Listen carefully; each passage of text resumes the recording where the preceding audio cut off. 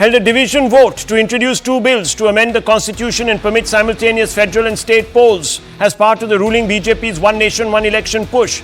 The bills were formally introduced in Parliament by simple majority as required by the rules. 269 MPs voted in favour and 198 opposed it. The common thread among critics of the One Nation, One Poll, or ONOP bill as it is called, was that the simultaneous elections proposal subverts the basic structure of the constitution and must be withdrawn immediately. Others meanwhile warned the House, quote, "This is the path to dictatorship," unquote. The NDA has, however, rejected these claims out of hand. Now, instead of having a cacophonous debate between political stakeholders that you will find on other channels, and that will leave us none the wiser, let's throw open the questions to India's best legal eagles one by one and ask them whether the ONOP bill is ultra-virus of the Constitution, as the opposition alleges. Here are the views now, viewers, from across the fraternity. Let me begin with Harish Salve, former Solicitor General of India, towering legal luminary. He will be in the company of Ashwini Kumar, Mr. Rahutgi, who was a former AG and also senior SC advocate, Majid Memon.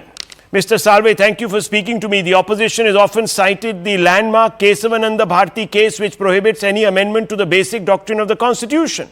Do you feel that the amendments needed for ONOP challenges what was laid down in the Kesavananda Bharti case, sir? See, this is what has happened.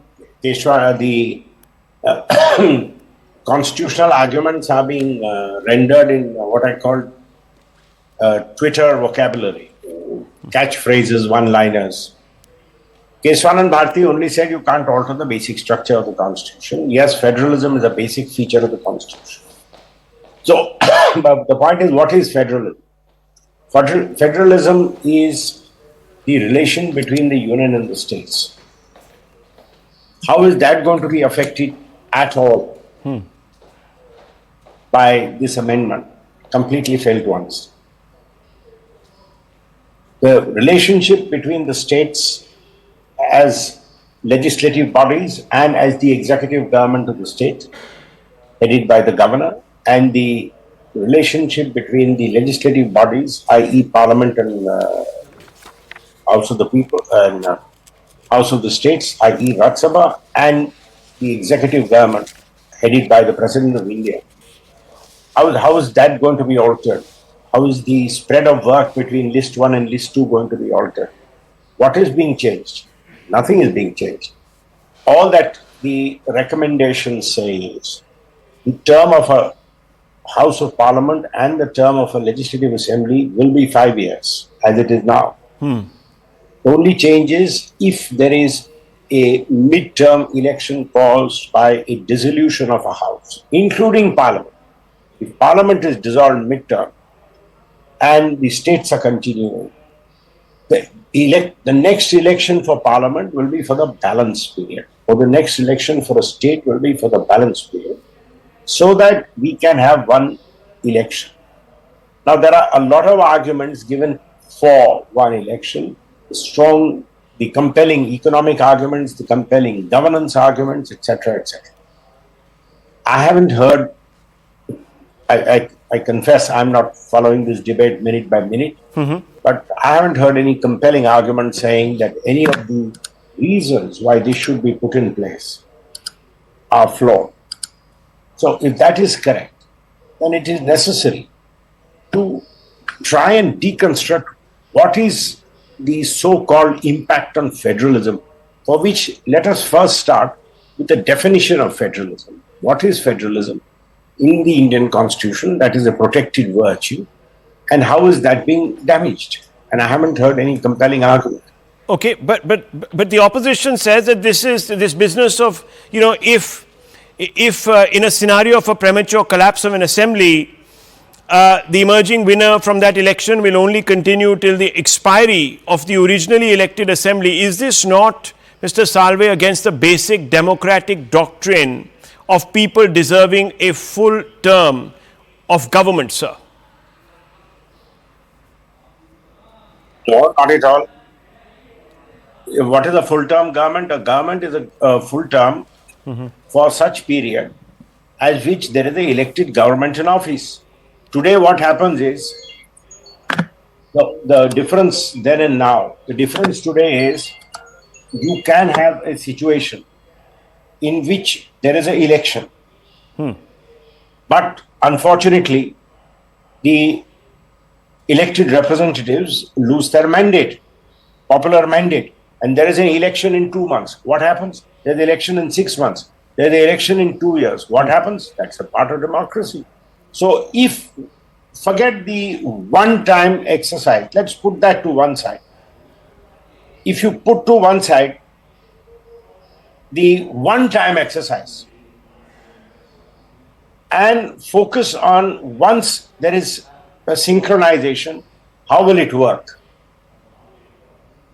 It will be that every state and the union elections are held. Everybody continues for the full 5 years. The only reason why you fall is, is that the elected government doesn't last for 5 years. And if that elected government doesn't last for 5 years and federalism is still in place, then the balance period available for the government is still in place. Mind you, the Constitution doesn't say that a state has a guaranteed term of 5 years.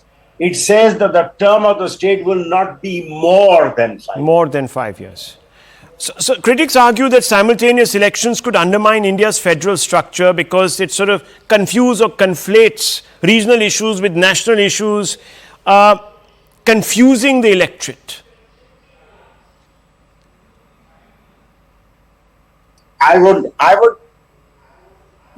only, as an Indian voter, talking to another Indian voter, remind the political class, please don't assume that we are a bunch of morons. We know whom to vote for. And I think the Indian voter has repeatedly surprised the whole political establishment, apart from the media and the psephologists. The voter has repeatedly surprised everybody. The voter knows whom he wants to vote for. Please, the Indian voter, especially in the last 5, 7, 8 elections, has shown such remarkable political maturity. So please don't try and give these kind of arguments.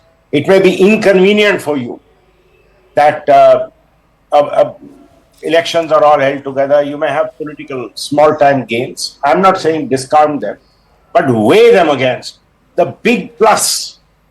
And I want to use your channel for something which is not in the Coven report and something which is a cause dear to my heart.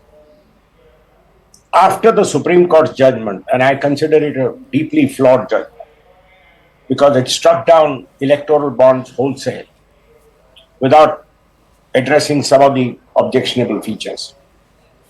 Today, there is no mechanism in place by which political parties can fund elections. One of the ways of solving this is by partial state funding. And if you have one nation, one election, we can seriously start thinking of how partial state funding can become a reality. That's like in the United Kingdom. I'm so glad that you brought this up because I do talk about it from time to time, but it's pretty much to a deaf audience. But anyhow, Mr. Salve, there are people who say that implementing the ONOP would require significant amendments to the Constitution. What are your views on the legal and constitutional challenges this might face, particularly regarding the need for a ratification by at least 50% of the states, sir? When Mrs. Gandhi increased the term of parliament from 5 to 7 years, did federalism fall flat on its face? No. No. Come on. The term as a one-time measure of curtailment, the term of a house is not a feature which defines federalism. That's why I'm saying let us define federalism. Federalism is a constitutional architecture of the relationship between the union and the states, of division of what is called legislative fields, division of the corresponding executive powers of state, the federal institutions, the state institutions, the interplay between institutions. These are the defining features of federalism.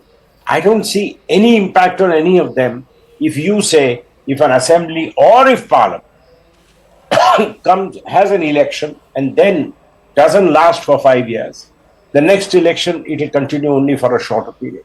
It can happen to parliament. It can be that all the assemblies get elected, they are all fine, parliament doesn't last for the full 5 years.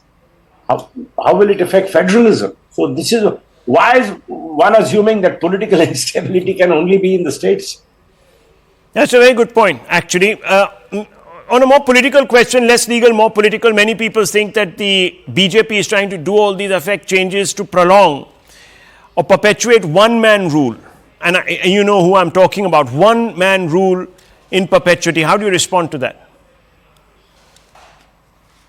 Now, this I don't agree with the premise, and I don't agree with any rational connection between the premise and the conclusion. Whether this present government wants one-man rule to continue, two-man rule, these are political disputes. I don't get it. How has one-man rule come? If according to the opposition today there is one-man rule, then how is it coming? It has come in through the present system of multiple elections. So there is no causal nexus between one-man rule, if what they say is true, that there is a one-man rule today. And I sharply disagree, because I refuse to believe that my country, which is a democracy, has a one-man rule. I will not insult India, Indian institutions and Indian democracy by saying there is a one-man rule. But if you want to insult all of us by saying we have a one-man rule, if you want to use the George Soros vocabulary, be my guest. But then it has happened in a system where you do not have one nation, one election. So I don't see the connect between the two. Mr. Sarve, thank you very much for speaking to me. Thank you very much for taking the time out and clarifying certain things. Let's get another perspective, viewers, from former UPA Union Law Minister Ashwani Kumar.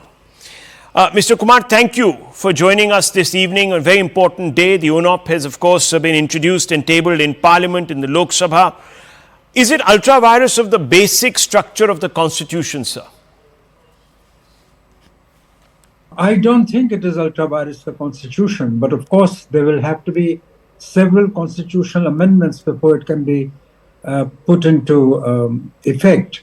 Of course, there are people who believe that it is contrary to the federal principle and therefore it is unconstitutional, federalism being the basic structure of the Constitution. But I think that the amendment procedures of the Constitution do permit certain amendments, and if this amendment is carried out to ensure that there is one nation, one poll, in my personal considered opinion, it will not be unconstitutional. Well, Mr. Kumar, the opposition claims it's violative of the federal structure, though. Whether it is violative of the federal structure, I don't think so. Some people do argue that this might impact the federal principle because it would cut short the tenure of the state legislatures, etc., etc. But I think that the Constitution is a dynamic instrument, and in case at a given point of time there is a general political consensus in the country that the nation should not be caught in the web of continuous elections, and that would serve a larger public purpose, I'm sure a constitutional amendment to effectuate one nation, one poll will not necessarily run afoul of the federal principle and can be sustained as constitutional, provided the constitutional processes to effectuate the necessary amendments are implemented in letter and spirit. Provided they are implemented in letter and spirit. That's always a welcome caveat, Mr. Kumar. So is the opposition to it. Do you feel largely political if there is nothing really ultra-virus or contradictory to the constitutional values? Well, look, the opposition has a point of view. And I think the moot point in this entire debate is that the political processes of this country must veer towards consensus building and not conflict attenuating. And that's the core issue. In fact, there's an acute distrust at this point of time between the opposition and the government. The opposition believes that the timing of this measure is intended to give an unfair political advantage to the BJP, which is today the dominant political pole in the country. Whether this is right or wrong, only time will tell. But there's a very serious view to that effect. And I think the ruling party would be well advised to try and forge the broadest possible consensus.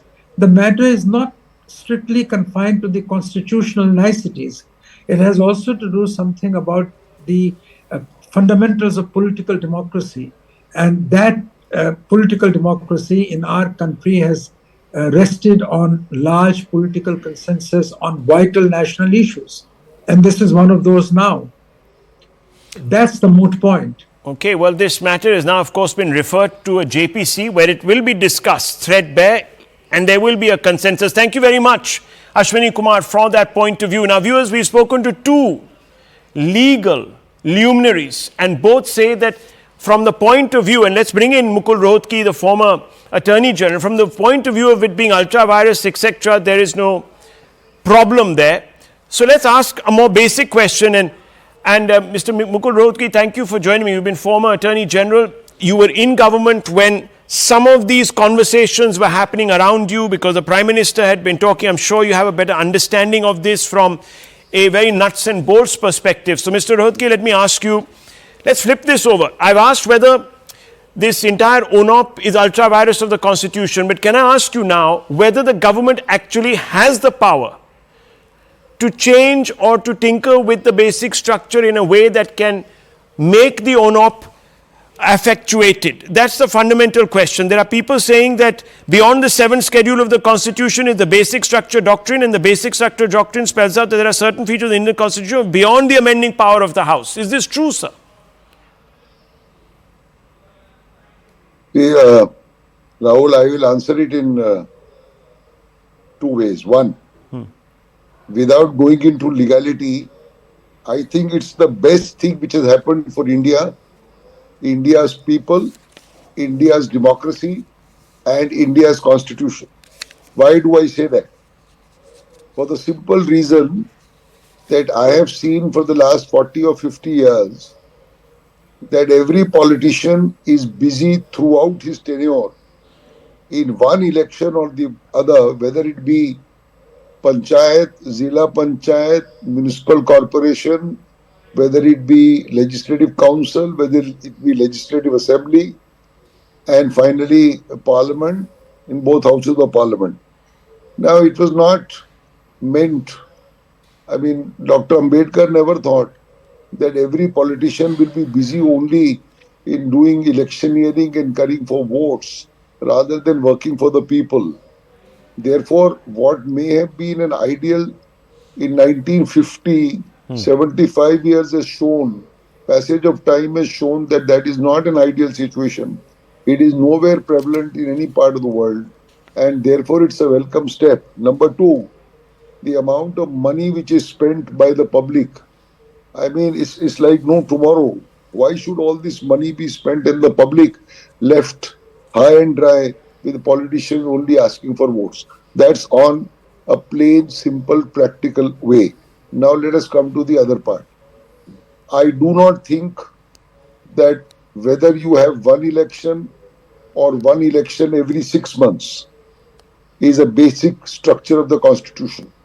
Basic structure of the Constitution is democracy. Democracy means election, not that there must be staggered election, as was once thought, which has turned out to be kind of not in sync anymore. So democracy remains democracy. What's the problem when I go and vote once in 5 years for whatever I am supposed to vote? Why should I also go and waste my day and take a unplanned holiday? A lot of people, in fact, go out of the city, to enjoy a holiday by adding the day of voting, because it is coming every 6 months for something or the other in states.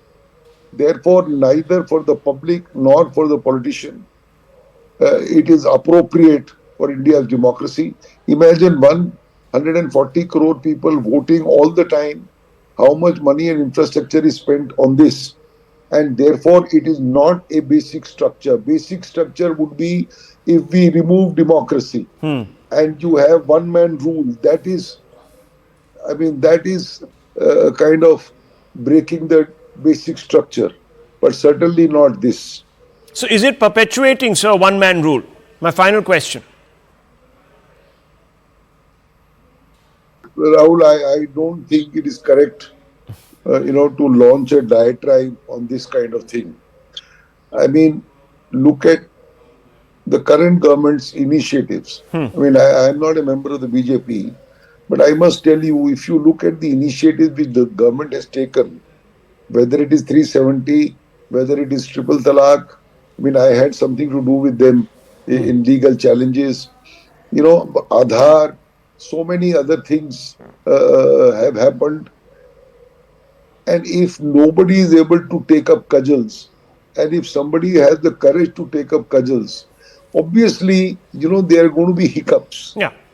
Nothing is smooth in life, Yeah. right? Yeah. You will have some hiccups. You will have some situations where Of course. the tenure of an assembly or parliament or a seat or whatever is going to be curtailed. Yes. Because, unless you curtail some things, it will take 5, 7, 10 years. If you curtail some things, finally a pattern will emerge when it will be once every 5 years. So we have to, take the bull by the horns. Only because this government is willing to do it. I mean, it's not fair to say that it will benefit somebody or not benefit somebody. I mean, ultimately, it's the people who vote in the hustings, right? Yeah. And the people have a right to throw out any party.